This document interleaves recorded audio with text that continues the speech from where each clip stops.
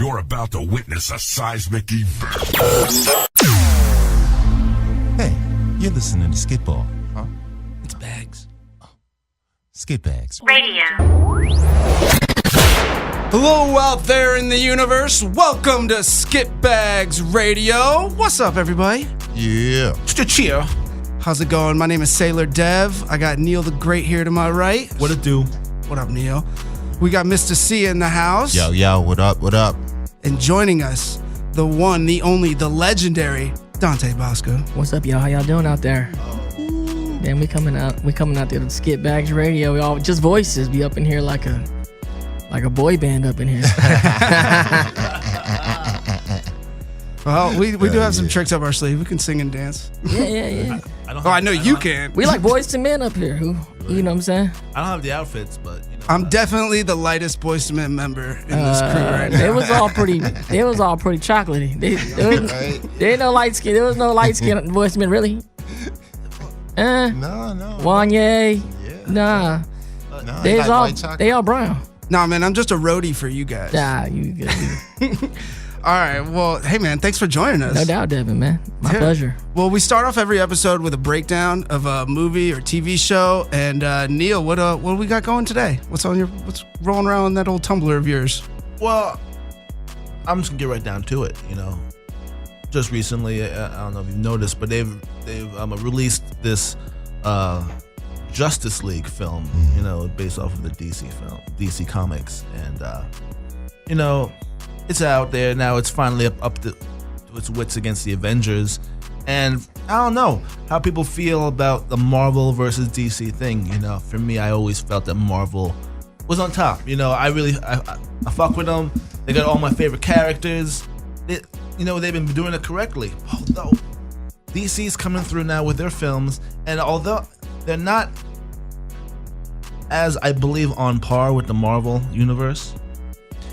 I believe it's because we're just so super saturated with these Marvel films that we can't even see what's fucking coming. I swear to God, I'm driving down fucking Cahuenga and every fucking billboard now has that little red little Marvel logo on top of it. I promise you, dude. This was 10 years ago. It would have been like Marvel Desperate Housewives. I fucking swear. You know what I mean? Right. Like, that's where we are right now. Like that's how it would have been titled. You know, I think we're seeing so much of this shit that I'm almost willing to see a change. I want to see some new fucking oversaturated. We oversaturated. It's ridiculous. Yeah. You know, and creativity's gone. And that being said, like we're trying to compare all these films, like the Marvel universe, with the DC one, and of course, right now Marvel seems to have all the titles. Have you seen Justice League yet? Just came out. No, I haven't. I haven't either. I saw it. No. What'd you think? I thought Did it work for you? it was better than Superman vs. Batman, but it was darker. Not like darker than the first one, but it was darker in its tone than Marvel movies. They did some cheap cut tos, and like a lot of like the good lines were in a lot of the trailers. Yeah, I saw the trailer. So that's kind of what. Shout out to Momoa. He was funny in the trailer. Yeah, dude. Yeah, he was awesome. He's probably my favorite character out of all of them. Even though that's not my vision. That's not my vision of Aquaman growing up. Yeah. No, because you're saying DC Comics, but a lot of us, especially like I say it in this room, our generation, we grew up with Justice League, the cartoon. Yeah. On Saturday morning, where it's like that was Justice League. You know what I'm saying? Yeah.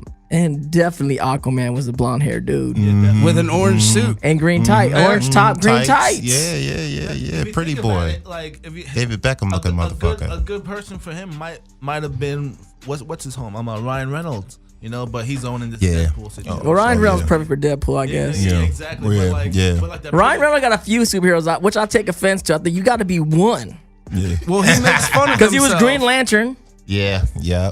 And then he's Deadpool. I'm like, dog. Yeah. You can't do too much. You got Josh Brolin now as Cable, Matter and he's Thanos. He is DC and Marvel. Yeah. You gotta choose a game. You can't be banging on both sides. You know what I'm saying? Yeah. Like DC and Marvel is like a Nintendo and Sega. Like Nintendo had all the games, all the titles, but the games was mad cheesy and whatnot. And then Sega had a lower set of games, but they were higher quality and much stronger games. In the end of the day, that people got hooked on. I lean towards Marvel for sure. Like I'm a big X-Men dude, big Wolverine cat, like Spider-Man. I mean, just the Marvel world But some of the DC, I mean, you can't mess with you can't fuck with Batman. Batman movies. Yeah. That's where I was gonna come. You know what I'm saying? Yeah. They always be killing it. I'm not big on the Superman joint. I guess when I was younger, but now it's like, It's kind of. It's like they're trying too hard with it. They're trying a little bit too hard with the Superman films. But I was gonna mention that these Marvel movies are now outnumbering the DC, like not only in quality but in just numbers. You think quality? They ain't got. I don't know. I don't know. Like I said, Nintendo, Sega, baby. It's like they got all the titles and whatnot, and it's all these colors, but it's like kiddie games, and then the serious games. Thor like came Sega, out like too. I haven't seen Thor yet. I heard Thor's amazing. Stuff. It was like weird. See, I Quality think versus Thor's quantity. dope. I heard Thor's dope.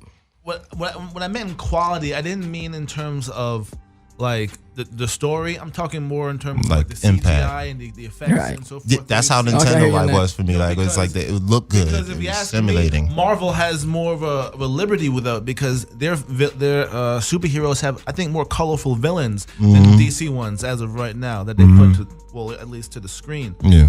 But what I was gonna mention is that like out of all those films, out of all like the 30, 40 Marvel films, I don't think a single one of them even touches or comes close to the Dark Knight or even the Dark Knight Rises. Those films are like quality, flagship quantity. films that none of them even come close to touching. And I hope and I would like to see that the progress of these DC films to kind of have that feel of those films. But I also If they think can do that. I think Marvel flipped it when they actually got Oscar-worthy actors to play these roles. You know what I'm saying?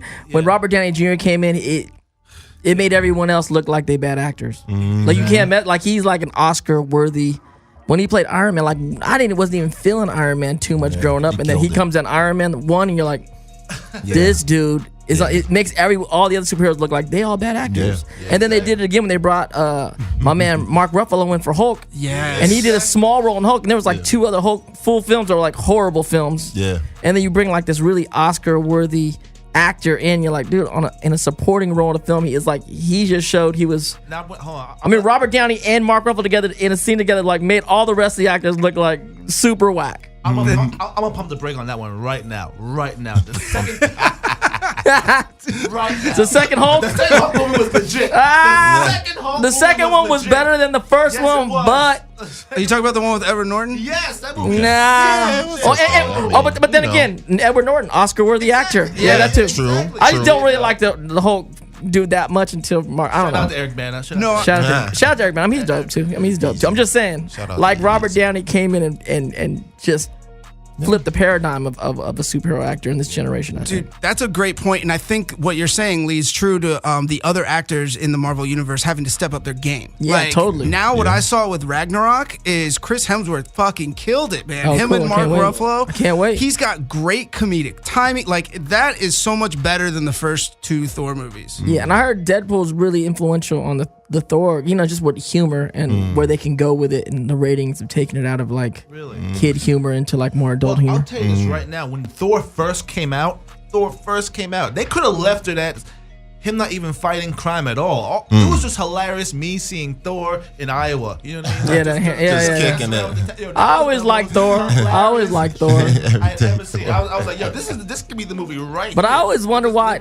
Hulk could beat Thor. I was like, Thor's a god. Yeah, but Hulk can just get angry and then just angrier. crush planets. It's indestructible. Yo, you gotta go see Ragnarok. I gotta go see Ragnarok. I gotta see it. Shit might be changing up. Ragnarok. But I also trip. I mean, as an actor, you audition for a lot of these things, superhero films and TV shows, and they always like you got to sign NDAs about all this stuff. And I always trip out because I'm like, as you were saying, it's so oversaturated. Neil was talking about earlier. It's like, what are we signing NDAs about? Right. We know the story. We know the story. Every movie, we know the story. I'll tell you what the story is. The guy finds some power. He tries to learn. He fails. Then he comes back and he's gonna win. Yeah. That's what I want to be the goal for the Skitbags. But what I'm saying, what are my signing an NDA for? And no one, you know what I'm saying? Yeah. Shit, I could be telling you if you're fucking up. Actually, be like, oh, that's not how the story goes. Actually, Yeah. That's not how the story goes. There was 3 other movies, man. There's comic books out there. It's like, what are we signing NDAs about? Yep. Y'all are tripping. Yep.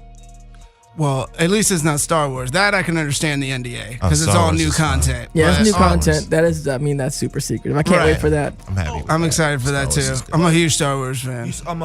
Going back to Segue, going back to Justice League. You said you saw it. The one thing I don't really agree with in the release of this film is I haven't seen any of these other guys that are in the film in their own movie. Like the only people Wonder Woman.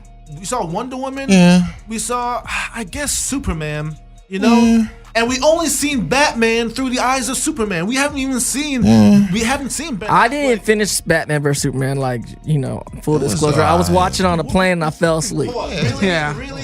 You didn't miss anything. But I want to see it. Did you succumb to the reviews? It was Did you okay. succumb? It was Kind of okay. succumb because that last Superman, I wasn't all about it.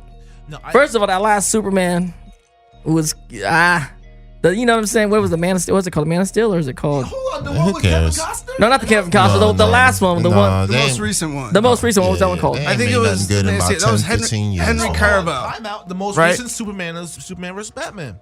No, but Yeah. before Superman vs. Batman, Before that. his own movie. Like, yeah. Yeah, it was Man of Steel. Man of Steel. Yeah, that movie I wasn't one. Because look, That's what Kevin Costner. That was legit. oh, well, Kevin Costner. No, but there's the thing about that Superman. Lois Lane ain't a blonde. Like homegirl, what's her name? Oh, was it Emma Stone? No, it was The There you go. wrong Well, there you go, chick. right there. you know what her name is. The girl from Arrival and stuff like that. Amy Adams. Oh, Amy Adams. Okay. That's not Lois Lane. Okay. And B, Superman, they destroyed the whole damn city, and at the end of it, and this is spoiler alert, but if you haven't seen it so far, what are you gonna do? Superman at the end of the movie breaks my dude's neck.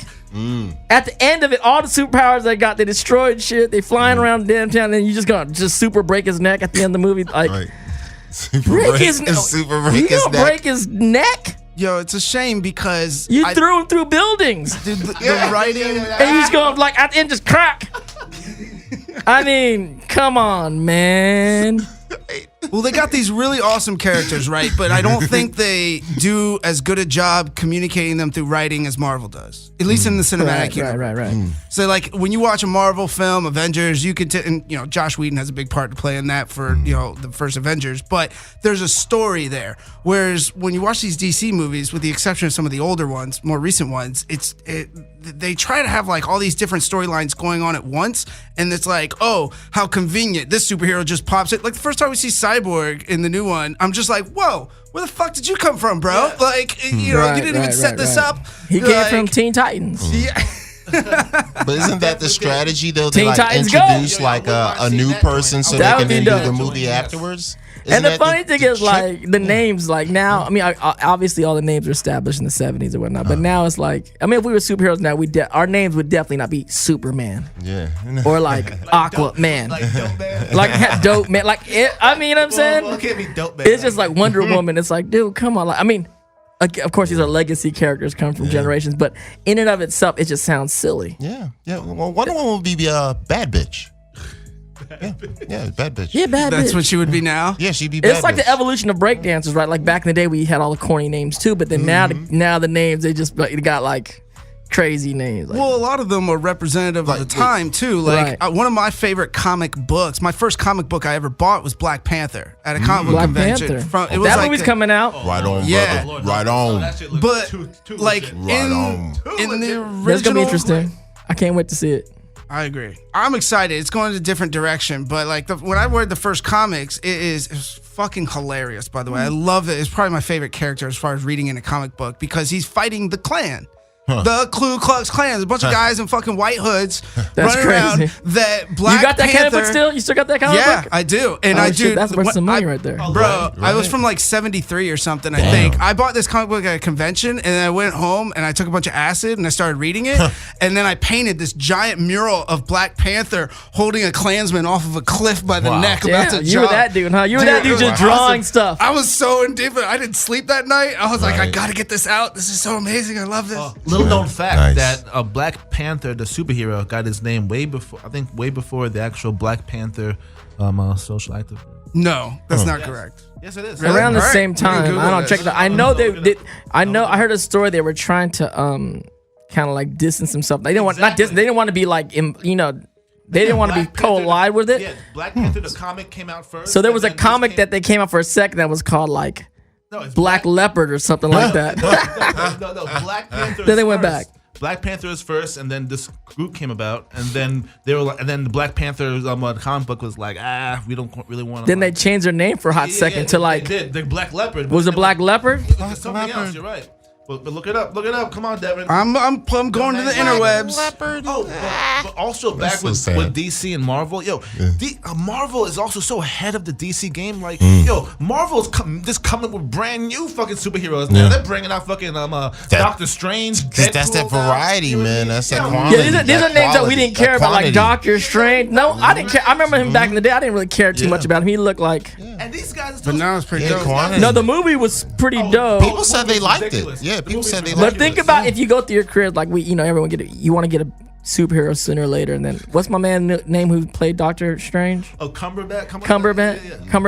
The guy from Sherlock Holmes. Yeah, so he comes and he gets his superhero, and everyone else got these like Iron Man costumes and the Batman costumes, and they're like, we're gonna give you a 70s cape and some sideburns. You're gonna look like Vincent Price up in this joint. And this legit rope.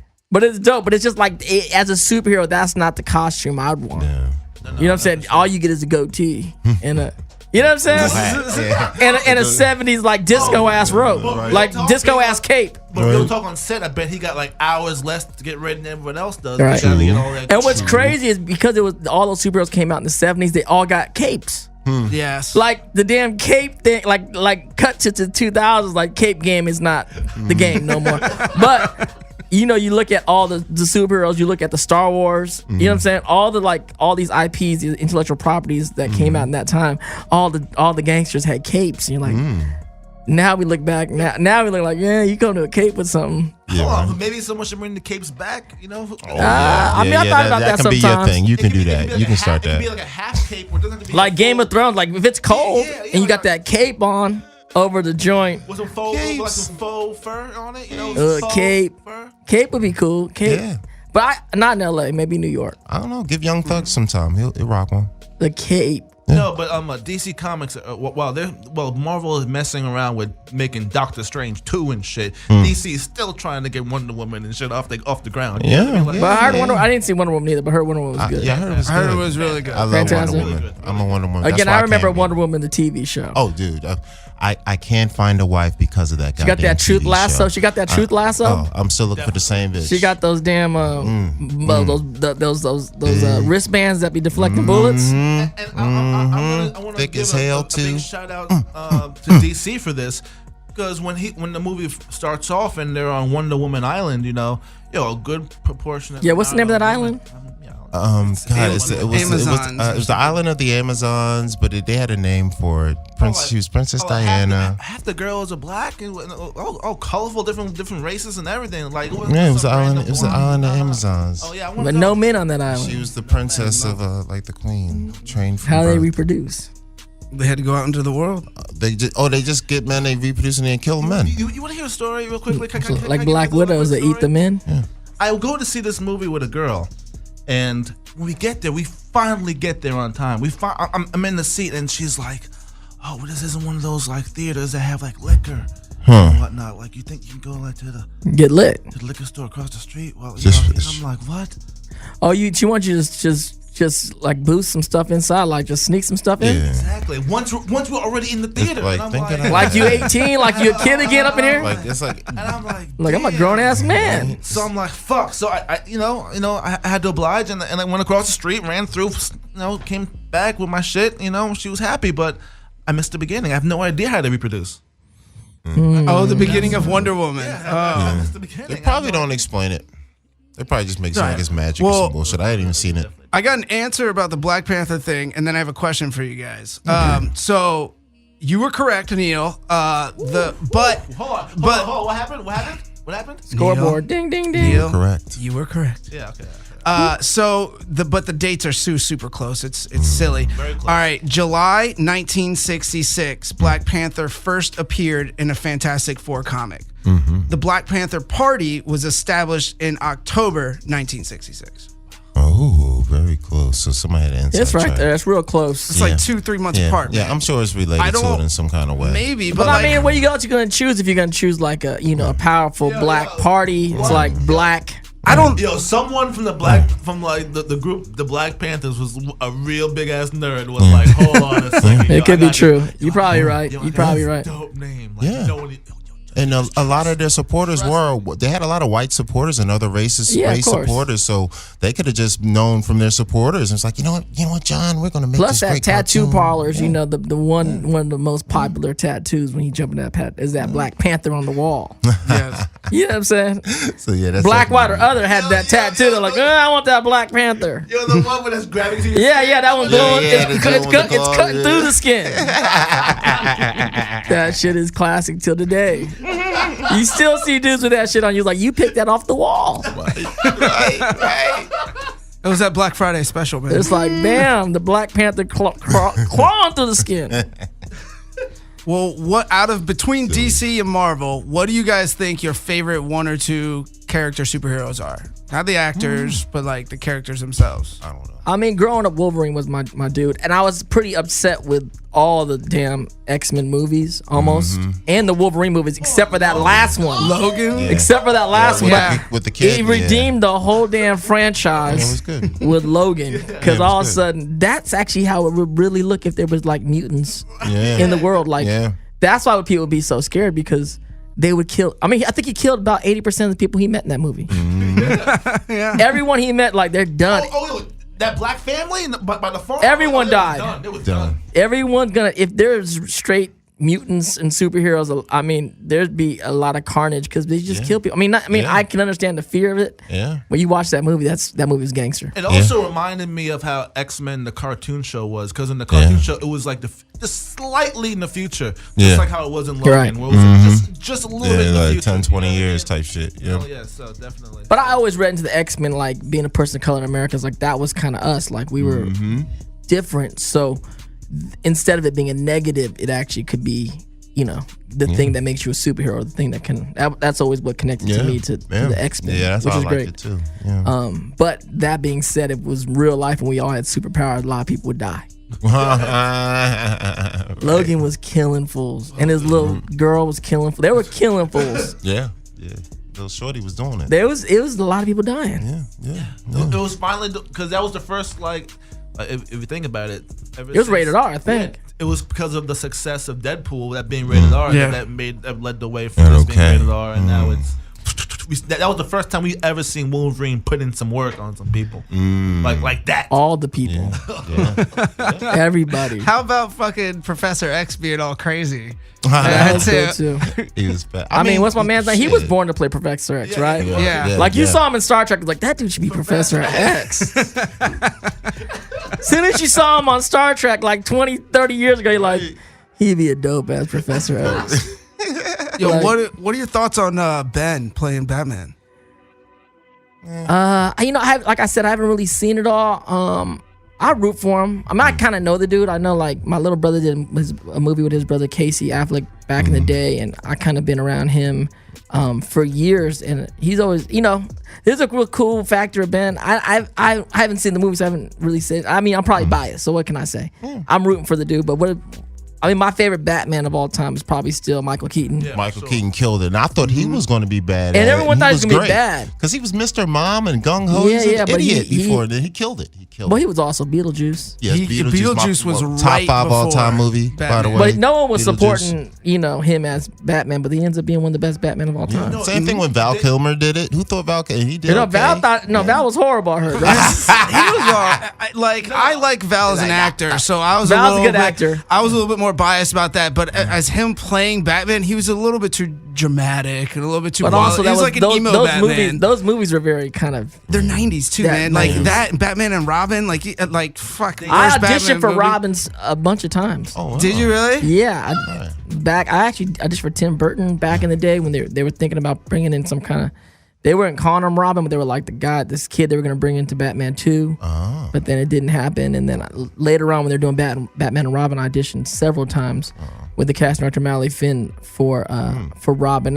What it was communicated to me was, was like they were thinking about bringing a young, urban kind of like take on Robin. You know what I'm saying? Yeah. Something like urban or put a like twist on something, it, a little twist on it. Then they get my dude. What's his name? Chris Which is the exact time. We're like, okay, well then I guess that flew out the window. No, he rode a motorcycle, so Dude, Yeah, if yeah, you were yeah, in he had a Batman beard, and I Robin, that movie might be saved. Yep. Like It would have been. I mean, it would have been a cool twist on it for sure. Yeah. 100%. But you see how two-dimensional the other aspects of that movie are. Yeah. That you bringing that third, I think would have been. I wish that would have happened. The reason they said that Michael Keaton was no longer along with the Batman movies was because Tim Burton was released after the second one. They said the second Batman movie was so dark. It was dark. With the Penguin? Yeah, they said that like Danny DeVito. Oh, that was my shit too. That was a shit. Catwoman. Yo, check this out. They said the Batman one was such a blockbuster hit that they never knew about. It was a second one that got all like the sponsors, all like, and it didn't. And then when that came out, it was all dark and shit. Yeah. McDonald's like, what the fuck is this shit all about? It was dark and sexy. So they got a lot of backlash for that, which made them now drop Tim Burton to make the third They're one. crazy. They should have just finished the trilogy. And the third one was Batman Forever, not Batman and Robin. It was Batman Forever, and that's when Michael Keaton was like, "Well, if Tim Burton is not involved, I ain't doing it right." And then that's the end of their. It was a crazy time. Think about that. They had Prince doing the soundtrack for that first Batman. That was the shit. I think he did. Oh my god, that was just a crazy different time. Yeah, Jack killed his role in that Jack, shit. Oh, yes. killed it. But Prince did a whole soundtrack. Yeah, he did the whole joint. Yeah, he probably played every instrument on it. Yeah, he was doing that was a different time. It's crazy. I do think after seeing the new Justice League movie, I think Ben did a good job, and I'm on Team Ben. I think he's one of the better Batmans that we've had. Okay. Like, and I've listened to interviews with him. Like, he really looked forward to this part his whole career. Like, this is if he could play one superhero, he Batman would play would be Batman. good, so that's cool. He's been in love with it forever, so he really brings like a dimension and like a stoicness to this, because this takes place when it's later in Batman's life, in Bruce Wayne's life. So it's not like, Batman plays a good Begins old where one. Christian Bale is just starting out as the young guy, and doing his sabbatical. This is like after everything, all the fucking dramas happen. Like, he even mentions it in the movies. Like, Aquaman's like, so you dress up like a bat? And he's like, yeah, it's worked in Gotham for 30 years.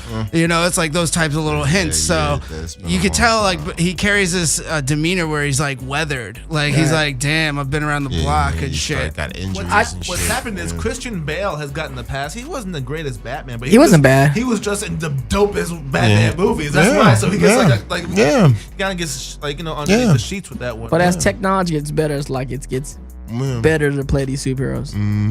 I just watched on cable like the early Spider-Man joints. Horrible. Tobey Maguire Did not hold up. Not Toby. Not even Toby's fault. Like the Green Goblin was the worst. If you watch the Green Goblin played by Willem Dafoe, the mouth doesn't close, right? So it's just the mouth stays open and he's talking through it. It looked like we're at Disneyland. Like a Power Ranger. He's like Disneyland, Like a dude, Power where it's like Ranger. the mouth's open and he's like trying to be, it's just crazy. Like, this is really what we. And I remember enjoying it. But I thought it was the most legit shit. But you watch it now, you're like, this is Disneyland Batman, Spider-Man. Nah, I was never a big Spider-Man guy to begin with, so maybe that's why I like did. Spider-Man. Spider-Man's the guy. I was more of. I'm You're sorry. Batman, dude. I'm Batman, and then if I'm going Marvel, I'm Black Panther. Like, those are my Damn, two. that's so odd. Right, You were right. straight That's a Black big Panther. jump. I was never big. The Bat movies are ridiculous. I love them, but I never was a Batman fan in the comic. I just didn't. He didn't have no superpowers. That's what I liked about Well, it. that's what a lot of people This is liked like about him. the But kind I of was movie always that like, film. it doesn't make no damn sense. Dude, I had like Right, Batman right. bed sheets when I was like 6 years old and shit. I was like, that was my jam. I'm a Spider-Man all the way. Like, how could you deny? Spider-Man's Like, first dope. of all, he's out of all the superheroes that there is, he's the only one that's a kid. And when you're growing up, you're a kid. That's kind of relatable that he's the only kid that's a superhero. Second of all, he's going to school and shit. He got real life fucking problems that he's going with and whatnot. Yeah, I always liked Spider-Man. Toby like that, didn't hit those themes for me. The new kid, the new Spider-Man, Homecoming shit, that hits the character But to me. what I think is- that but sounds more I'm true. not basing the love of my of the character off of the movies. I just like Spider-Man off top. I like the fact in that he's general. so For sure. acrobatic. He's fucking Spider-Man is super strong and he and- kind of was doing that Matrix thing and before the smart. Matrix came out. He always was kind of He was like unorthodox. He was actually he was unorthodox. Yeah, And exactly. smart and always able to strong, grab yeah. onto shit. Like, oh, I shit, think he was a response to Superman, wasn't he? Marvel's response to Like Superman. the anti-Superman. Yeah, like he Same had colors. he was flawed and all this kind of stuff. Same colors. Who's supposed to? Oh, they said. Oh, I forgot. Oh, they said that Black Panther is supposed to be the response on Marvel's response to Batman. If you didn't know. How the heck? And ironically, both of Devin's favorite characters. I didn't even know Black Panther was that major in the. Yes. Yeah, a lot of people. It's Really, very- yeah. And if you notice that like Black Panther has like the same kind of costume. Yes. With the little Yeah. ears It does look and similar. whatnot. Both characters are super rich. That's like their power. And super yeah. heavy and tech. But Black Panther got some power, don't he? No, Hold on. he's a human. He's the king of Wakanda. Did they and use he some just, kind of illegal He can't do serum or nothing? something? No. They use what is it? Vibranium, whatever Captain's shield is made out of. That super strong metal. Yeah. Wakanda mines it, and they have advanced technology that they've hidden from the rest of the They're almost, like, world. superior, like They're like Atlanteans, like that level. They're like crazy off the wall. But he's just a human. But he's just a king. He's just a human in a royal bloodline. But he has some Batman the shit. suit. No, the That's what- suit The suit over is the dope. years is like supposed to handed be, down. It's handed handed down. down to the next king. Right. So as the technology Iron Man just got a progresses, suit too, though. Yeah, but that's where they're like even parallels. If you notice with them fighting, like Yeah. Black Panther's more aerobatic and jumping around and more of like a panther, Like whereas a cat. Iron Man will like fucking just fly somewhere and They shoot something say with a that missile. Black Panther's suit is more advanced than Iron Man's suit. It's like his technology comes from the Black Panther suit. Deep. It comes from Wakanda. That's supposed to be like the most intelligent spot like there is. Wakanda? Wakanda. Look at that. Shit. Well, I can't wait to see this movie and find out how. I didn't know how important Black Panther was. My bad. Yo, I will go to my storage unit and get out those comic books. And I will played let a character of the you DC fucking universe read that came out. You could watch the cartoon, and it was an old school Asian American character named Karate Kid Oh my god! in really? the 60s or 70s, and of course we grew up with Karate Kid being Ralph Macchio, right? right. And I'm like, what? That's a corny name, like Karate Kid. I can't. We all know who the Karate Kid is. Like, we can't change the name because it's a legacy character, and they brought back all these old characters that were in the future. You can watch it on Netflix. It's called like Wrinkle in Time, and like Batman and Superman. They go into the future, and then they find me and this girl named. The girl's name is like Bubble Girl or something. Like, I don't know.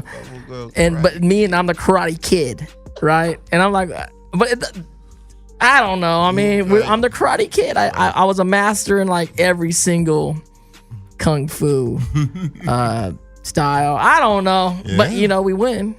Yeah, right. But I'm like, right, couldn't we just win. change his name to something like Right. doper than Karate Kid? Right. Although Karate Kid might have been cool if we didn't know who the Karate Kid Yeah, was. yeah. Hold on, how did the Karate Kid look? I'm thinking like Ryu. He looked kind of like Ryu. Back in the day, the Karate Kid was white. Okay. But when they updated it, of course, you can look it up online right now. I'm looking it up right now. That's The original cool. Karate Kid was like, white. I think blonde haired. But then when they hired me in this new day and age, they were like, we need to make it, politically correct. All right.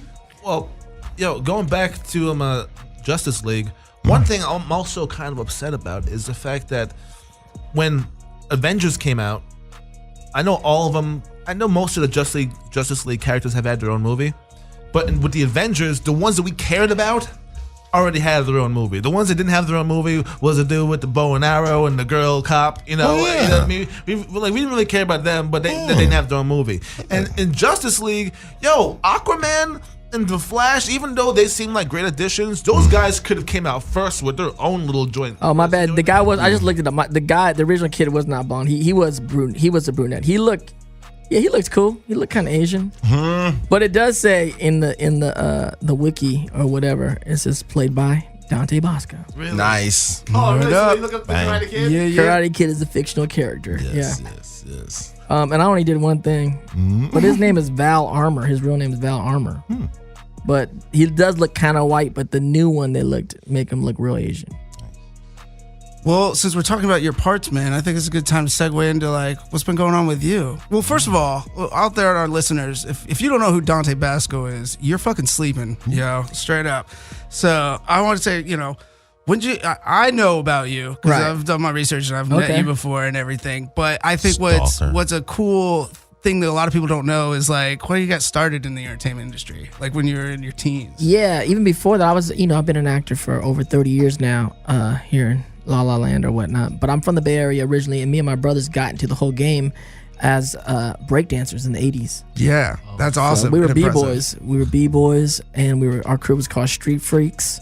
And my name was originally Poppin' Fresh. Do you still dance? Yeah, I can still get down because I was a dope pop. I was probably the utility dude on the crew. Like, you know, you think of your breakdancing group like a superhero, like the Avengers, right? Everyone got their like moves, especially then. Now a lot of the kids can do a lot of different stuff. But back in those days, back in the early days of breakdance, like someone do a backspin, then your guy come out and do a longer backspin than their backspin, then someone come and do a headspin, then we can go. You know, it's one of those things. Specialties. And everybody had their special move, one or two moves. But I was a dude that maybe wasn't the best at any, except my headspins was like my move. But then also I could do all the moves, decently. You know what I'm saying? So, but I was Poppin' Fresh, and then as I grew up, I was then Defrost. Defrost. Everyone started getting the ice names. Then I was like Defrost. So it was like the Lonzo Ball of breakdancing. Right? Maybe. Like, more like the Draymond Green. Draymond. Maybe I was like Draymond. Except I did have dope head spins. I pulled off 100 spin head spin in the middle of a battle competition one time. Damn. And I was like, Wow. Like 100 times in the middle of not even a competition. It was just a full on like Just getting battle. it in. Did Just you have like the slow stop too? Like I was going slow and fast and just caught it. But the other thing is, all this happened before we came to LA. Like we were this breakdancing group, right? The Street Freaks. And we won, like in 1 year, my mom did some stats on us, and we won like 30, 33, 34 some odd breakdance competitions on the weekends in the Bay. We got picked up. We danced for the San Francisco 49ers. We got picked up and danced for the Oakland A's, the Oakland Invaders, which was like a USFL team back in those days. We danced for them and doing shows. And then we got picked up by the San Francisco Ballet Company. We got scholarships, and we danced for San Francisco Ballet. Studied ballet, did the Nutcracker, and all this. We became professional dancers, right? And at that time, the 80s, it got to a point where, like, do you guys want to go to LA and like go to the, you know, being a big fish in a small pond to go into the ocean? That's Hollywood, right? So we decided to do that, and we did that in 85, 86, like 85 going into 86, and that started our professional career. And when we moved to LA, I was 10. So all that happened before I was 10 with me and my brothers. So I had to put the 100 spin, like, head spin in the middle of a break off a battle. I was like 9. Yeah, right.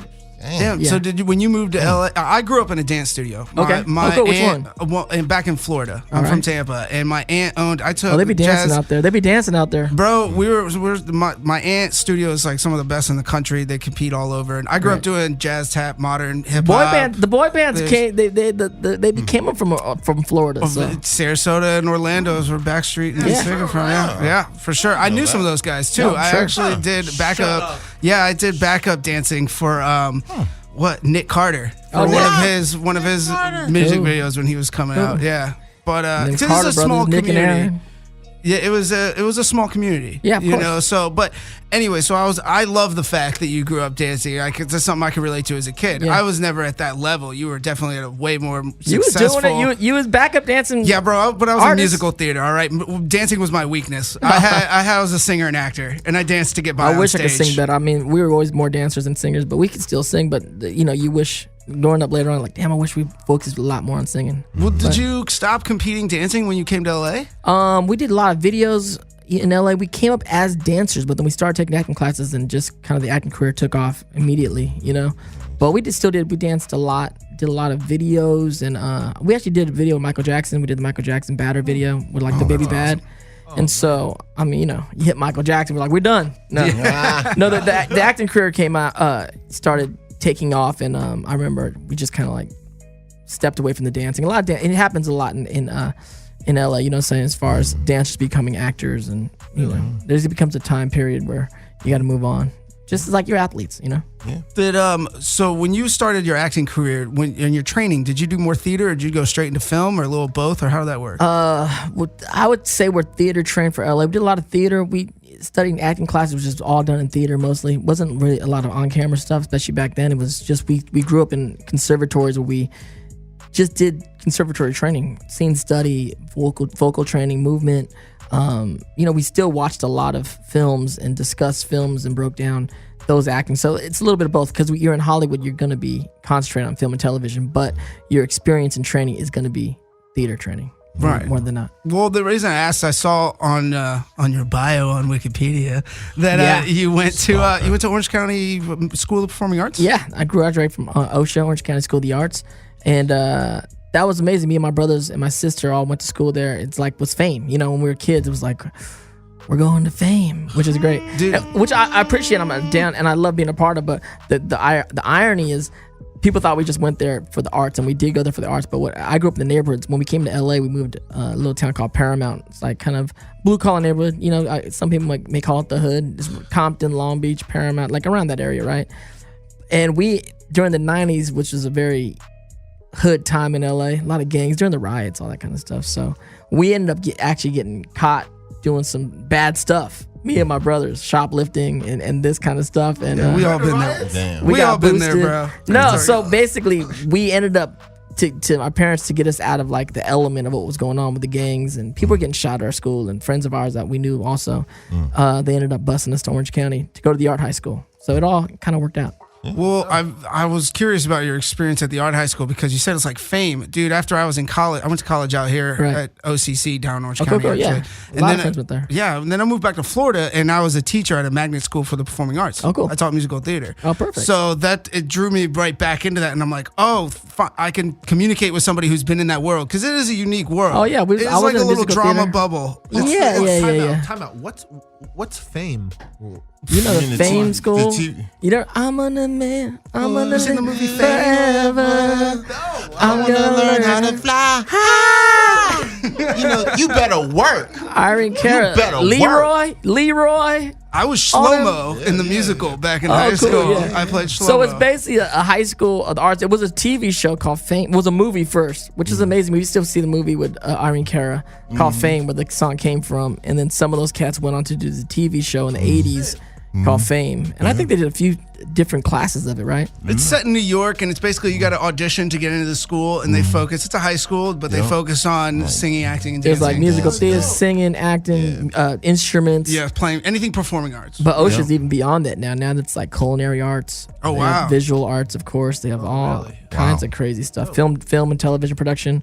Shout out to my alma mater. So when did you get? Hook, I think, is your break. Would you consider that your break? Yeah, that's my Or- big break. I mean, I was 15. I started acting when I was 10, and but of course, when you do a film like Hook, and with Steven Spielberg, it's definitely it kind of introduced you to a whole nother, area of the industry. But before that, I was doing a lot of different films. But I always, people always say you're discovered by Spielberg. But What was your first movie that you did? what was the first one? I mean, I had a deal with Paramount Pictures. I did a movie called Perfect Weapon with Jeff Speakman. It's like a martial arts film where I play as like sidekick. I did many years. I was just play. I'm like the sidekick. I might have seen that back in the day. This was a while ago. Perfect Weapon? Yeah, 'Cause Perfect I remember Weapon. the title and whatnot. Check out Perfect Weapon. Jeff Speakman, Paramount Pictures. That was It's an probably action joint, right? action joint. Yeah, I think yeah, I seen yeah. that shit back in the day. I used to watch movies like that. Yeah, so I've been, I was one, like I said, it's one of those fortunate things when I came to town as a dancer, and then the first thing I auditioned for, I booked. So then after that, just kind of kept running with it. That's awesome. And I think, it's so serendipitous how stuff happens like that. Like you came for one thing and you start reshifting your focus, but the kind of experience that you had as being a successful dancer growing up allowed you to do this. Like, I did Les Mis when I was 10 years old. Damn, look And at I you, got- Devin. Look got at you. released on Broadway, Right. bro. And I was like, On Broadway? it was off Broadway, but dude, I went up to New York. They flew me up that's there. They're long. doing. Time out. You were on Broadway. Pump the brakes. York Let me is good, explain eh? this. Let me explain this. I got Off-Broadway. hired for the job, and then a puppy shirt. I got hired for the job, and I go up there, and they did the national casting call, open casting call, Yeah, and I yeah. made it through it. So this was a year-long process. And anyways, they fly me up there, put me up in a hotel with me and my mom, and they're doing costume fittings. They're taking my measurements, and it turns out I'm an inch too tall for union regulations for the part. Damn. So I was on fucking Broadway, like hired as a kid actor when I was like 10, and then union was like, nope, sorry, we gotta give Because this you're not to her. tall enough? I'm too tall. Oh, you're too tall. I was an inch too tall for the role of Gavroche. And they wanted, the role in the union said it has to be between this height and this height. And this You need age a and this slouch. age. You And need a slouch. bro, I walked around with dictionaries on my head for like 3 months. I'm not even kidding. It was, and I'm short. I'm 5'6". Like, I'm not a fucking big dude. So like, when I'm young, of course, I'm like, all my life I want to be bigger. And then the one time I want to be smaller, it's like, screw me. Yeah. That's so crazy. It's real wild. I never heard about the size thing on Broadway. That's crazy. Dude, when I went to the open call audition, I was on stage in Miami, and they put up everybody who was going out for Gavroche. There must have been 20 or 30 kids, and they go, too tall, too short, too fat, too blonde, too this, and just cut half of them. Yeah, that's rough. And Rough then life, rough this life. was my first experience in a big environment. So like I was super nervous. I've been on stage once before in my life. So I was like, That means you're good, though, man. That means you're good. If you made it that far, it means you're good. You got something. well, I got lucky. I had good training. I had, for somebody who had no experience and who didn't know shit, I got And blessed obviously, you got a with some- voice then, too. Back then, I think booze and cigarettes probably killed it now. Some But muscle. it's You all get it good. back. You get it back, Devin. No, it's all good. Yeah, I just like Kill that karaoke. yeah, I do try karaoke a little bit. There you go go. ahead on that. I love it. But it's being in this industry, I think,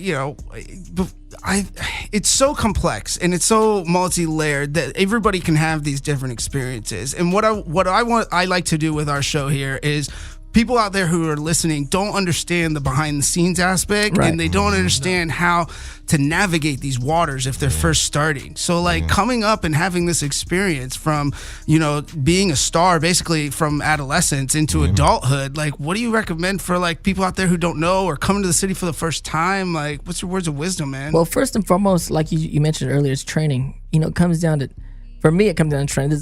Look, the industry, there's a lot of things we don't know, luck and what have you, for fame. You know what I'm saying? But if you have to get lucky, regardless. The truth of the matter is, to make it in this industry, you have to have a bit of luck to.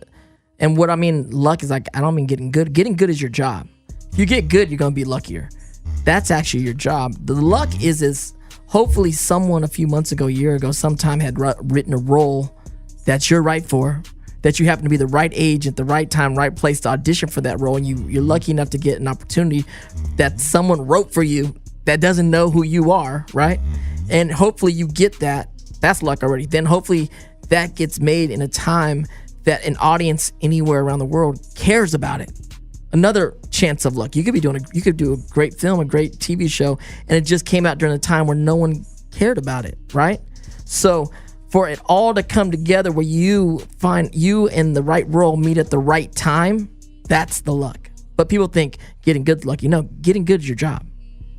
And that starts with training in conservatory or however you can get good. I mean, one of the advices, I wrote a little poem for the advice to a young artist. It goes, seek out and study with a master if you're after greatness. My aim is to impact the world and be the catalyst for changes. Fuck what your name is. You should want to be good more than you want to be famous.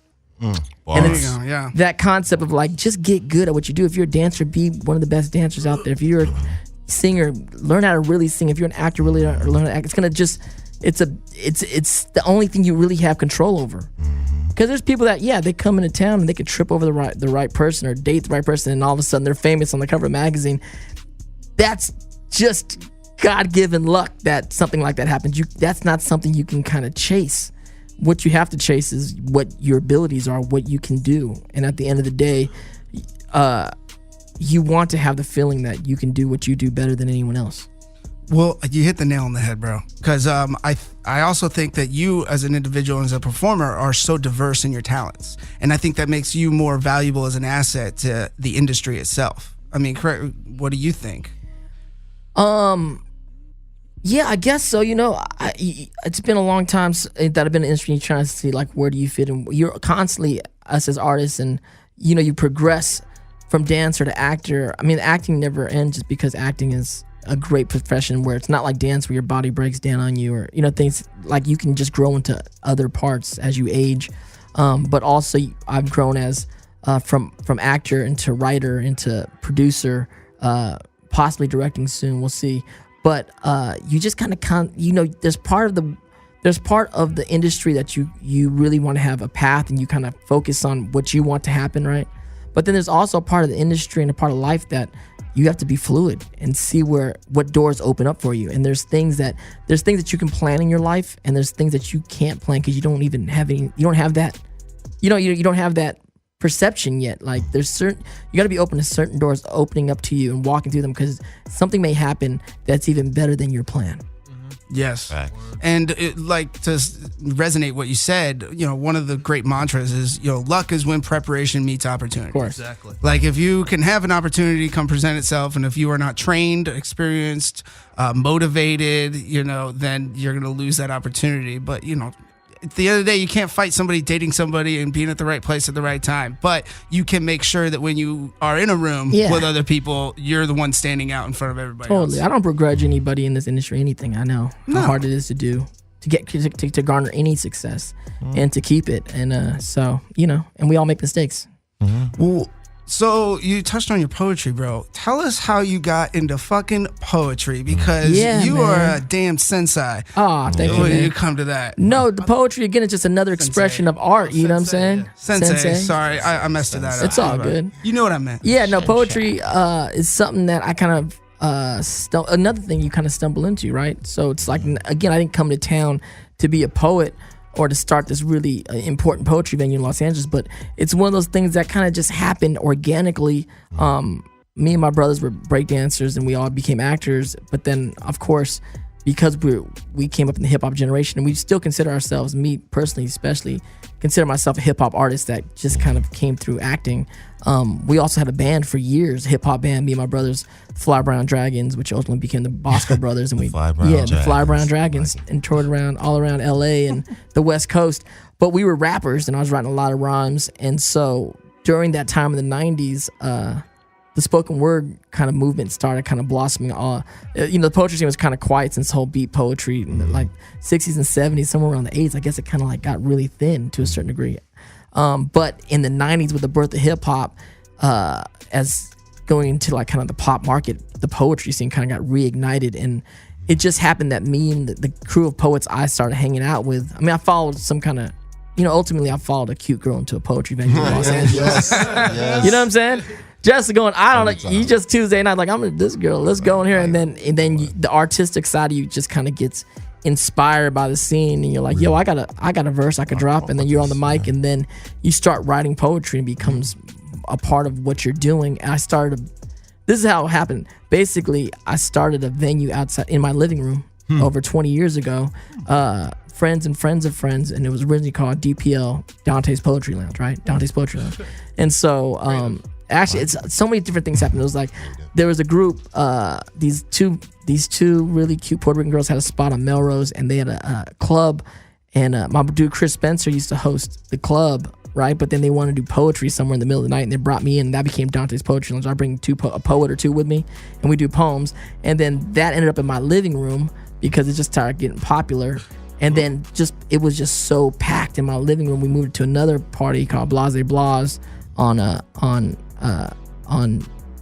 Cienega, and then the poetry got more popular than the club itself, and then we moved to a theater. So everywhere we kept moving it kept getting bigger and bigger, and then it got too much for me to kind of like throw myself. I brought in my partners that were the co-founders of the Poetry Lounge, Shihan Poetry and Jamel, brother Jamel. So what happened was, we became the founders of the Poetry Lounge. I kind of took my name off it just because, I don't know, it wasn't about me, it was about us. So DPL became DPL, Dub Poetry Lounge. But everyone was like, does Dante. Matter of fact, we kept the same flyer because, we didn't have money to make new flyers. I just covered the NTE up on the flyer at Kinko's, and Dante's Poetry Lounge became Dub Poetry Lounge. So you started the Poetry Lounge. One of my rappers, he always wants to go to it. He always tells me about it. I started the Poetry Lounge. DPL. For the OGs are like, oh, everyone knows DPL, like, duh, is Dante. You know what I'm saying? And that became ultimately an inspiration, which became Def Poetry Jam on HBO and on Broadway, which won a Tony. And now, to this day, over 20 years later, outside my living room, it's the largest weekly open mic venue in the world. Nice. Wow. Which is crazy. Me and Shihan did a TED Talk on it a year or two ago at TEDx in Venice about the whole TED Talk thing was about small ideas and how a small idea can grow into this big thing. It's like this really small idea thing that a local situation has impacted, the arts world has impacted all these artists, has serviced all these poets and the audience, hundreds of thousands of people that have come through and seen through being there personally and through seeing it online, the impact of what this really small thing of like friends and friends of friends getting together, sharing stories through poems in my living room, like what blew up from that, which is crazy. It's good to see those roots. Yeah. It's good to keep it's grounding, I think. Yeah. And didn't you just give a lecture at, I want to say Harvard? Maybe it was Princeton. I spoke at Princeton. I spoke at Brown. I spoke at a lot of the Ivy League schools. I spoke at a lot of the almost all the Pac-12 schools. And the irony is I didn't go to college. That's what I was going to bring up. Right, I didn't go to college. They're like, "Where did you go?" I was like, "That's not the point." But part of what I do now, outside of the work as an artist, I tour around and talk at colleges, do poetry sets at colleges, but also talk about my experience as an artist, and also as a Filipino American actor over 30 years in this industry where there's no Filipino roles. It's a very fascinating subject. Kids in Asian American studies classes do papers on my career and my life, which is crazy, right? Wow. Which is you're like, how does that work? Right. And and we're still in the middle of working at it and seeing what we're doing. And I'm now in my life as in my 40s, I started We On the 8th, which is an Asian American arts collective where we're kind of helping to cultivate the next generation of Asian American content creators. And so I have a production company in Hawaii called Kinetic Films. We do Asian American Pacific Islander films. And so part of, again, the maturation of the artist is not all about you in your career as you get older. It's like you've been fortunate to garner a certain amount of success, and the hustle of your own never stops as far as the stories I want to tell, the roles I want to play. Auditioning never stops, but the having the ability to kind of create opportunities for others becomes more important now, especially the next generation. So it's been really fascinating. So you're the leader, man. That's why people are writing papers at you. Yeah, out there building. Seriously though, you're first through the door on a lot of things, and I think that's a valuable thing because now you can take the wisdom that you've gained and help others. Are you in a textbook? I'm probably, I'm in the textbook. Right. So I don't know certain things. I just got offered we just closed a deal about doing me writing a book about my life, which is crazy because it's like about the first part of my life to a certain degree. But at the same token, I said I'm down. I'll be interested. I think it's an interesting exercise and kind of like looking back at what it all means. And I think really because the world's changed so much, like.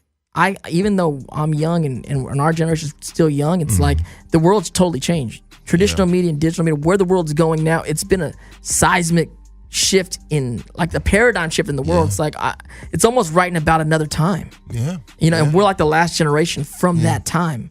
I tell people when I started making movies, like if you guys been on movie sets, we've all been on movie sets, right? And there's monitors and all this kind of stuff. Even on indie movie shoots, there was no monitors when I first started shooting movies.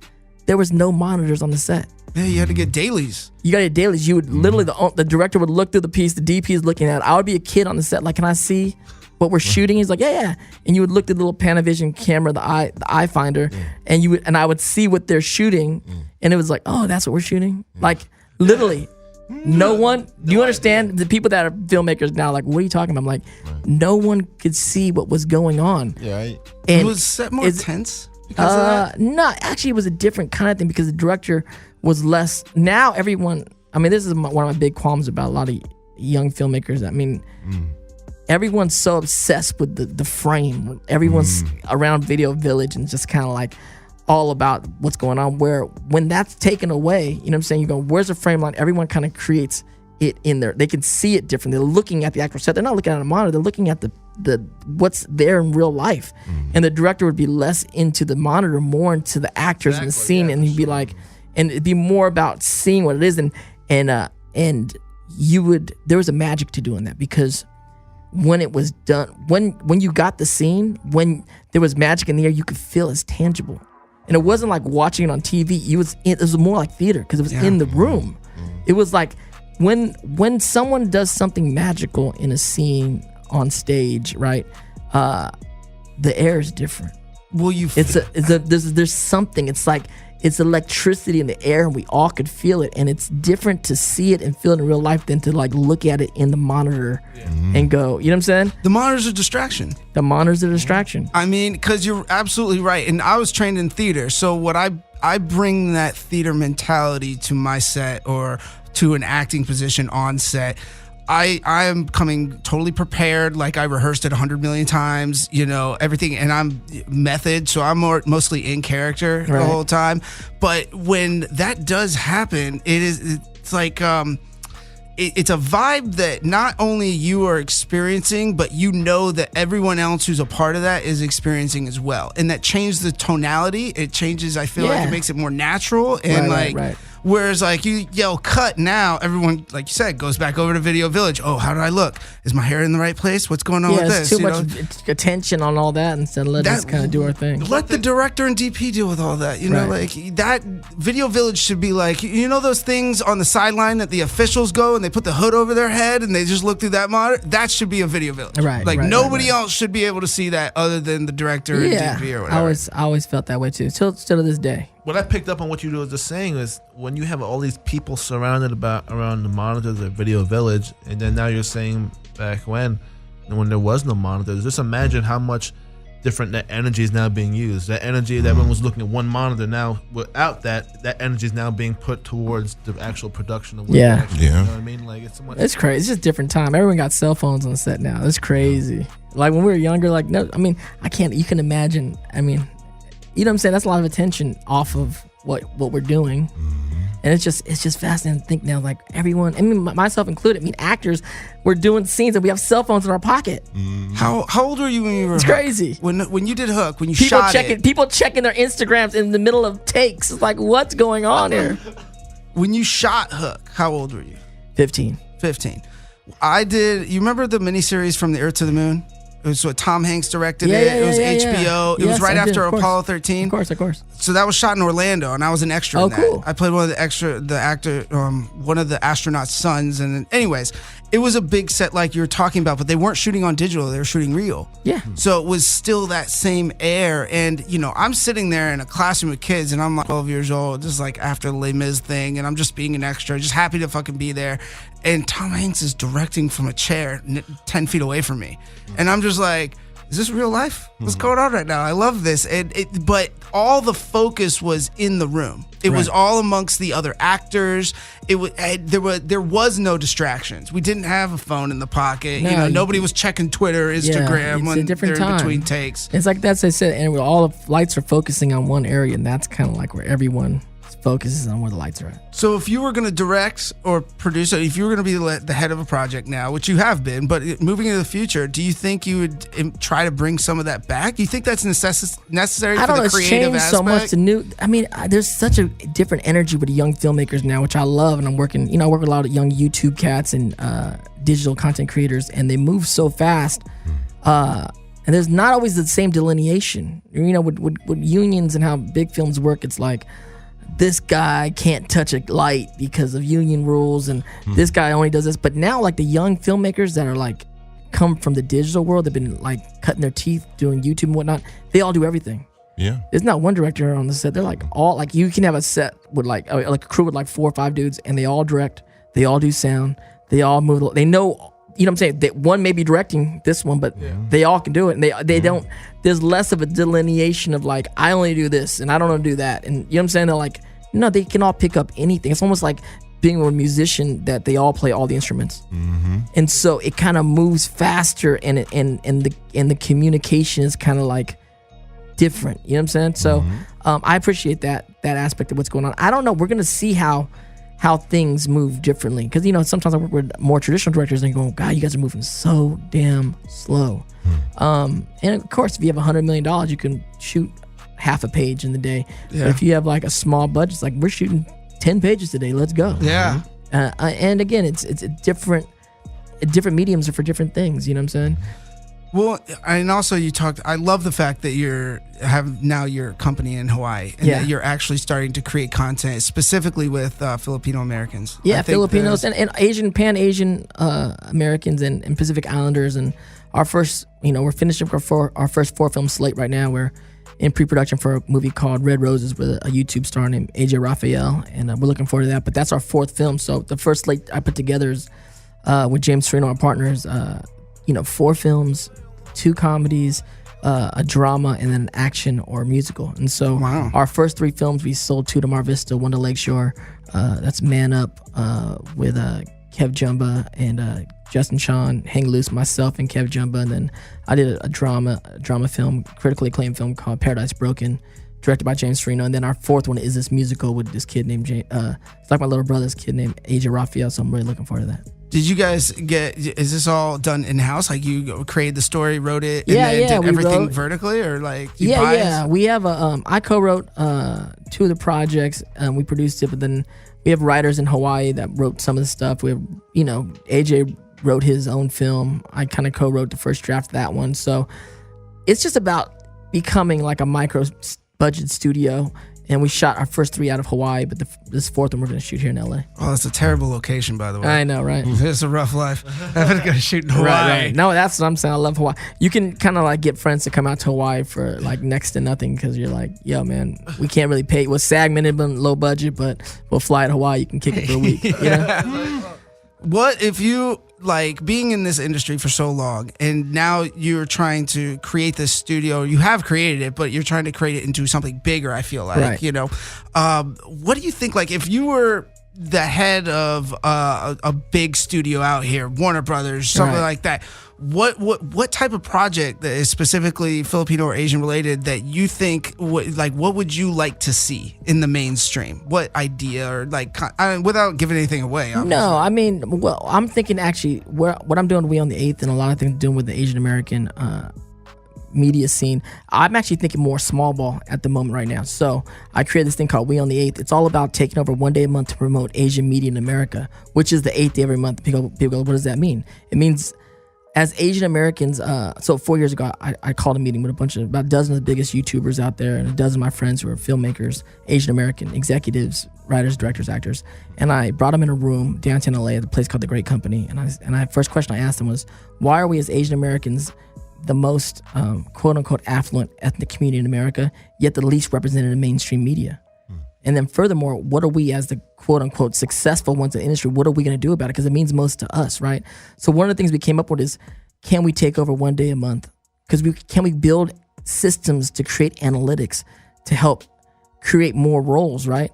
And one of the things is, can we take over 1 day a month, the 8th day of every month, to promote Asian media in America, Asian American media? Like people always say there's Crouching Tiger, Hidden Dragon. I'm like, those are great films. They have nothing to do with the cats like myself that are Asian American, Pacific Islanders that were born and raised in America, speak English, and can we create that? So what has happened over the last 4 years is we've been meeting every month, the beginning of the month, 8th day of every month, but now it's become the first Thursday, downtown LA at The Great Company, having these conversations, having workshops, having keynote speakers coming in to help cultivate the next generation of Asian Americans. We hosted the digital shorts competition at LA Asian Film Festival for the last 2 years.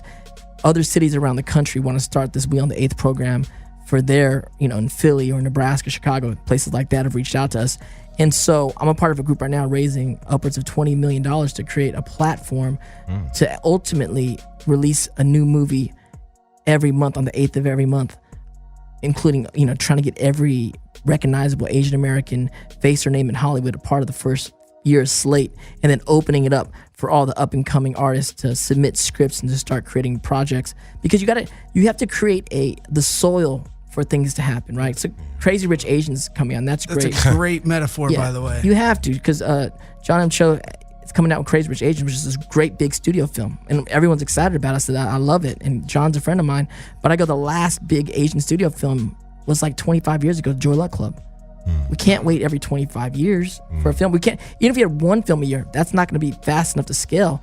We have to really look at what the African Americans have done in the community.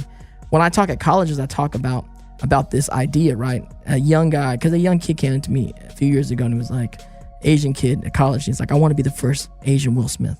And I go, that's beautiful. You should want to be that. I think we've all wanted to be that time coming up. But so you also have to realize the reality, what that is. He goes, what does that mean? I go, well, you have to understand, when Will Smith came out in the 90s, he was a bona fide rap star, right? Platinum records, toured the world. He's in his teens, right?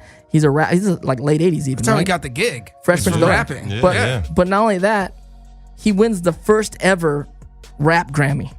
The first Grammy ever for rap, he wins that one, right?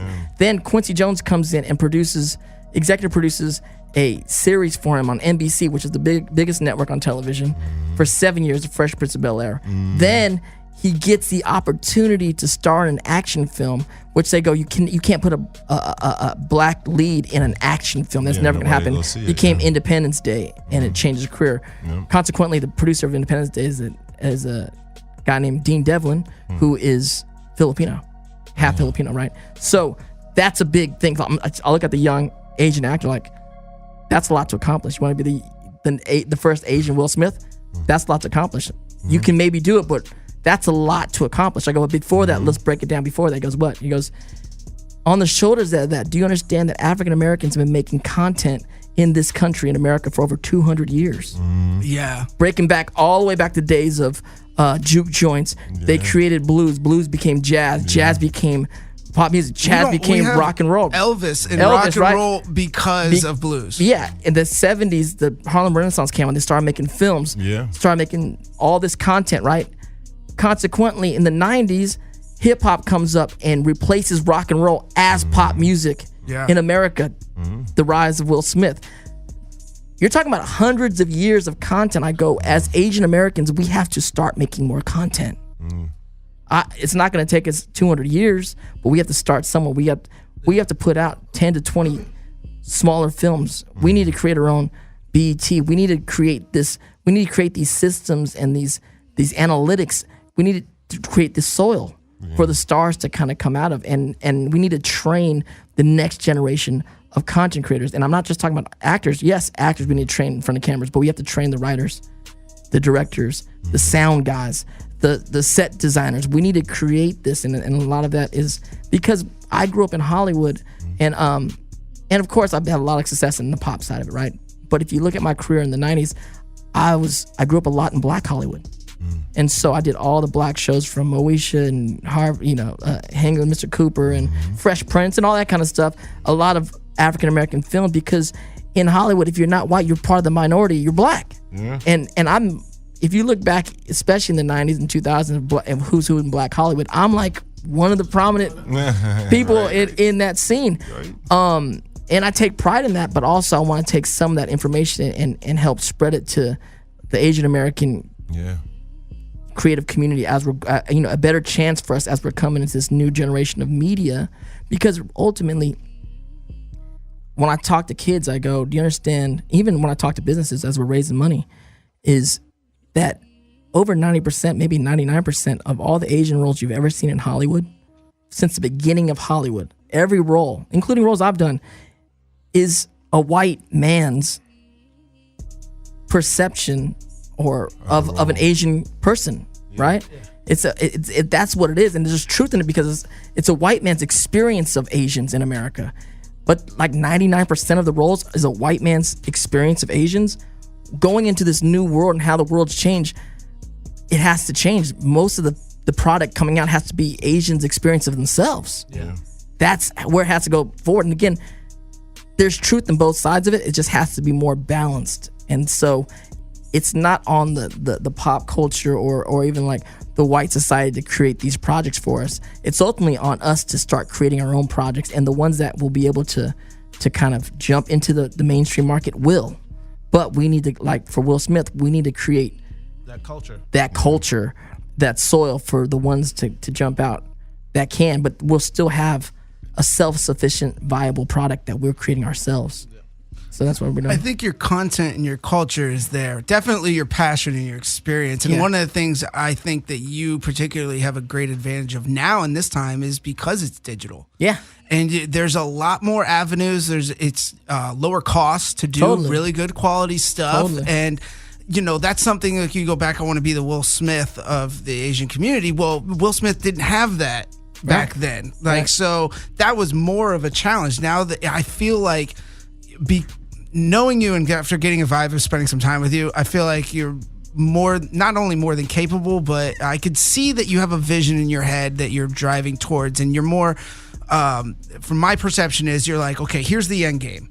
what do we have to do to get there? And let's Right. be pragmatic and let's be objective Yeah. and let's have fun doing it. And let's have But- fun. It's just about inspiring other folks about it. You know what I'm saying? Because it's not going to be one person. You know what I'm saying? A lot of times, a young artist is like, I'm going to be the guy, and it's like, great, you should want to be that, but as you get older, you realize the movement is not one person. Bruce Lee was amazing as an Asian American star in the 70s, but we haven't had a star get anywhere near what Bruce has done.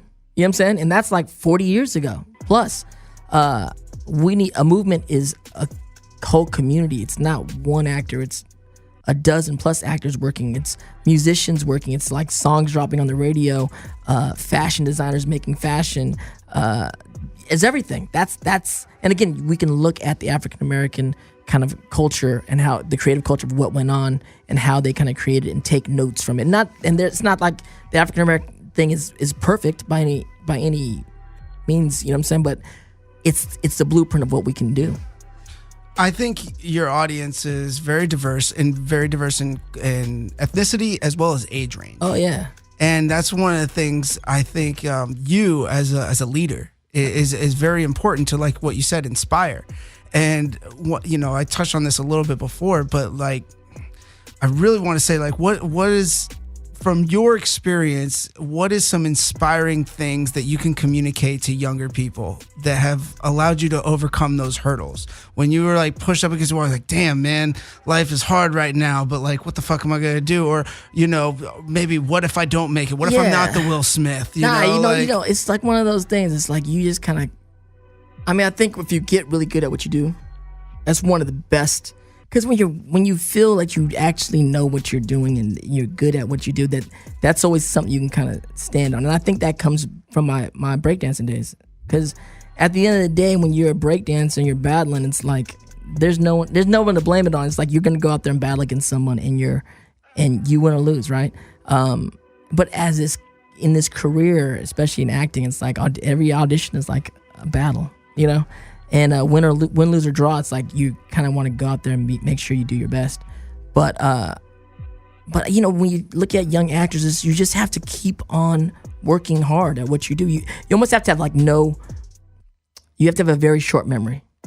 Because at the end of the day, you're going to fail more than you're going to succeed. No one's booking every job, every audition they go out for. There's nobody. It's like if someone says like baseball, right? If you batting 300, 350, you're going to Hall of Fame. Yeah. You know what I'm saying? Literally. So you just have to, it's hard. This industry is super hard, but life is hard. That's what I tell a lot of young artists out there too. It's like when I'm talking at colleges, because a lot of time when I talk to colleges, you're not just talking to art students, right? You're talking to everybody out there. And a lot of times in college, like no one's really telling you how hard life actually is. No matter what you do, there's no, you know what I'm saying? There's no magic job you can pick or path you can pick that all of a sudden you're on easy street. That's not how life works. I said no matter what you end up doing or what you end up choosing to do in your life, you're never going to have enough time or money. Doesn't matter how much money you have. You're never going to have enough time. You're never going to have enough money. So you better be wise about what you spend your time and money on. And I'm not saying everyone has to live a life through artistry or something like that, right? Because I'm like, even if you're a doctor, like, don't think that's like easy street, or I'm gonna be a lawyer. Hell no, like yeah. those are, you're never gonna have enough time. A lot of my families are doctors and lawyers, and then we talked about this before, but sometimes they look at me out here in LA and they're like, damn, Dev, I wish I could just do what you do. And I'm like, bro, I am not balling. All right. Like, you have your own home, you got your career, like you got your shit in order, and you might be stuck on the 9 to 5, but I might be perceived to be having a little more fun, but the struggle is real either way. The struggle is real either way, and it really made a lot of sense to me when I spoke at a Latino executive conference, and I sat there listening to a lot of different other executives that were, CFOs of companies or head of H&R. Like, these guys are doing. I never grew up in the corporate world, and I was like, I didn't even know I was at this conference. And they asked me to speak the last day, and I talked about being one of the only creative people there and how it really broke down a lot of stereotypes that I had, that I'm sure they had. That's like when coming into this conference, like, because I grew up on the art side, there's a big divide between the corporate and the artists. Yeah. But what you realize for either side of us to be successful, you're not working 20 hours a week, 40 hours a week. You're working 80 hours a week, right? Yeah. You're constantly trying to reinvent who you are, breaking through the plateaus of what other people think you are, right? As a creative person. Same thing with the corporate people. They were like these Latino executives that were telling their stories for them to achieve success in what they were doing. It mirrored a lot of what we were doing on the artist side, but we just don't see eye to eye. And I go, now's the time for us to break a lot of those stereotypes and work together to create, how we can work together and see each other more as less different and more similar, because people who are successful are actually more similar than you think. I completely agree. Agreed. My dad grew up, my dad was a corporate, he was a commercial real estate developer. So and he's Cuban.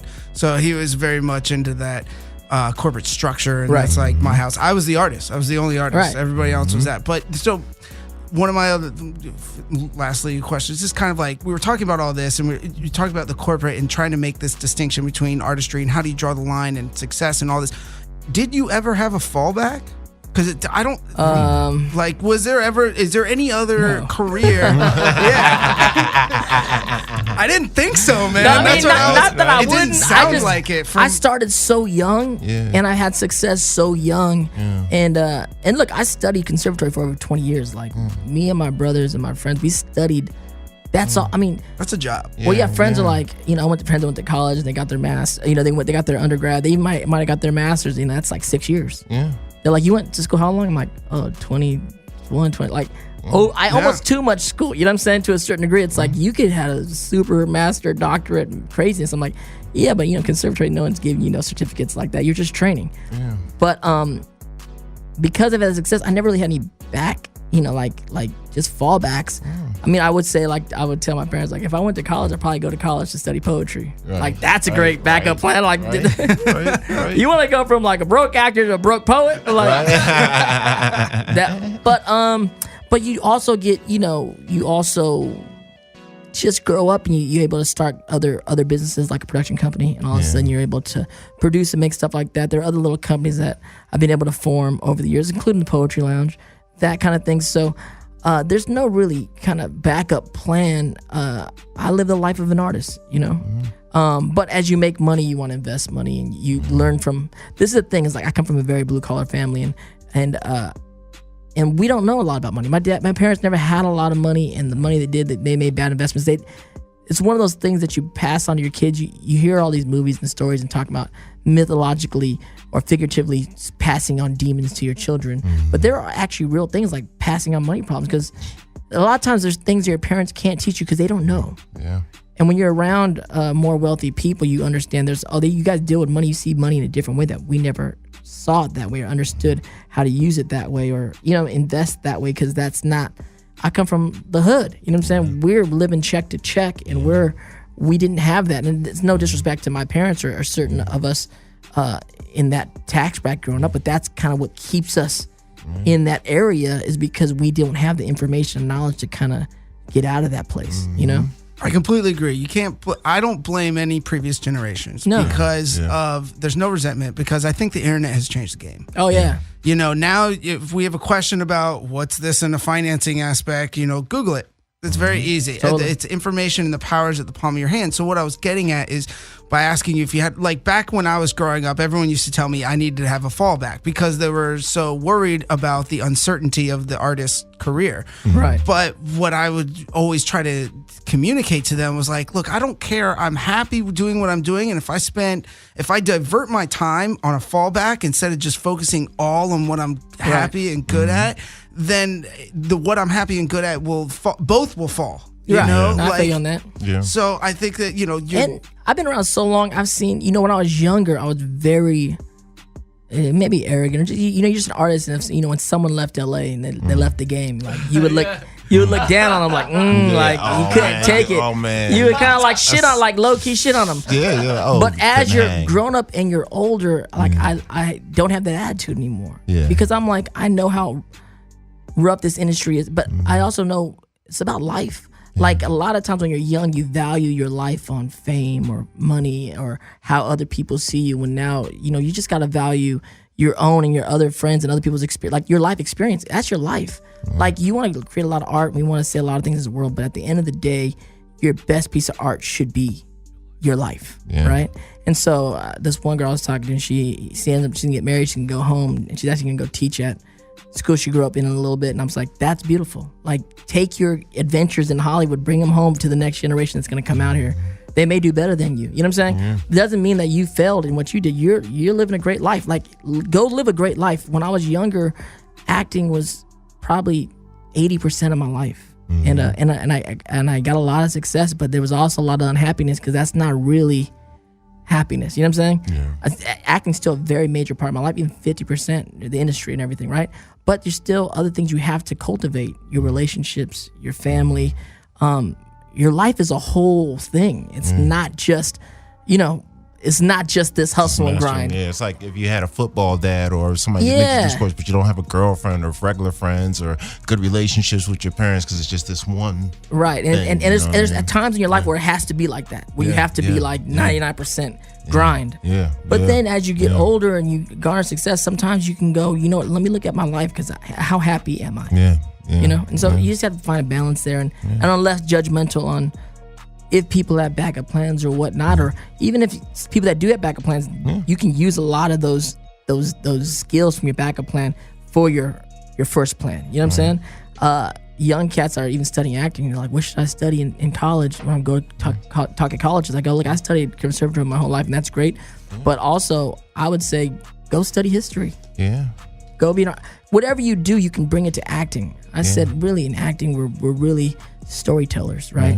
And I said, where the best stories come from? History. When you get to LA, if you want to be an actor, you're going to end up in an acting class. But if you have a lot more experience you're bringing to acting than just the study of acting, you may approach it in a different way. I studied for so long, but we also kept coming at it as actors looking at acting, as opposed to working with people later on in life that, oh, you're an architect and you came to acting, and now you kind of break it down with an architecture mind. That's fascinating. Oh, you worked at the docks, you're coming at acting with a different passion. So work on yourself. You know what I'm saying? In any way, work on yourself. But as far as backup plans, I don't think there's any backup plans because it's just, you're just living life. Go live your life. Go hard. There's a great line by the infamous poet Fabulous. Fabo LOUS. His plan D is to make his plan A work. There it is. There you go. Well, I think that's a real appropriate note to end this right here. Mr. Dante Basco, dropping knowledge, man. The shaman, the professor, the sensei, the actor, the writer, the producer, the breakdancer, the poet. Right. Does the list go on? I don't know. The Skitbags crew. Crew. And thank you so much for being on, brother. I really appreciate it. I think this is definitely going to be one for the record. Let's go, man. Let's go. Hey, let everybody out there know where they can find you, what you're working on, social media, YouTube, all that shit. Yeah, man. Just follow me on Instagram at Dante Basco and at Twitter at Dante Basco. All the nerds out there can follow my Tumblr life at Tumblr at Roofio Zuko, or my Twitch life at Dante Basco. So check it out. A lot of stuff going on, film and television. Both me in front of the camera and me behind the camera, kind of producing and creating opportunities. Like for that Bangarang you just put out. Oh yeah, check out Bangarang on my YouTube, YouTube channel. By the way, Dante Basco. We were going to talk about that, but we got into other shit. But I love so Bangarang. By the way, I love that movie. It was great. Pretty cool. Yeah, and more stuff with Skitbags. We do have some stuff. People haven't seen the Head Thieves yet. Head Thieves out there. We didn't even touch on Head Thieves. And also, me and Mickey are writing a part for you. We're writing a feature. Let's go. Let's go. Nice. Carl, tag out. Oh, yo, it's Mr. C, Poppy Carlo on Instagram, you know what I'm saying? Google me, always check out the Big Ding Cruise. Dong Show and whatnot. Big Cruise. My future rap thing. I'm inspired by Lil Yachty. He's the guy to rap, by the way. He do his thing. But also a Scramble is coming out by LA Reels, coming out in December and whatnot, where I play Black Jesus. So I'm very excited about that, and just always check us out. Skitbags Radio. Glad my man Dante came through and did his thing. And let's get it in. Oh, you know what it is? On Instagram, you can find me at The Life of Neil the Great. Once again, blessed by the great Dante Basco. Couldn't have done it without you. Like, literally, we couldn't have. Right. And, it was popping. Adventuring. Right. And this is Sailor Dev, Instagram, Sailor_Dev. But more importantly, tweet at the show, Skitbags Radio, tweet Skitbags Radio on Twitter, and then email us if you got questions, you got comments, you want to throw us some love, throw us some hate. Don't throw us any viruses or I'll come kick your ass. Skitbagsradio@gmail.com. Send nudes, though. Send nudes. Send nudes, ladies. Send nudes. And on that note, we're out. Peace. We're up. Yeah. Skitbags Radio.